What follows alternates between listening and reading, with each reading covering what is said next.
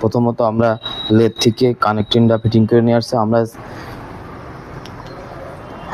আমরা চেম্বারের ভিতরে কানেক্টিংটা বসালাম। এখন আমরা গ্যাসকিট দেব এবং সবগুলো আমরা লাগাই কমপ্লিট করে রাখছি। গিয়ার বক্স টক্স বসাচ্ছি।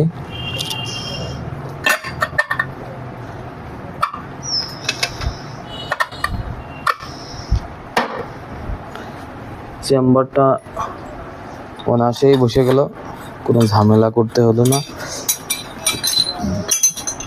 আমরা ক্লাস সাইডের এই 10 নম্বর নটটা ভালোভাবে টাইট দিয়ে নেব।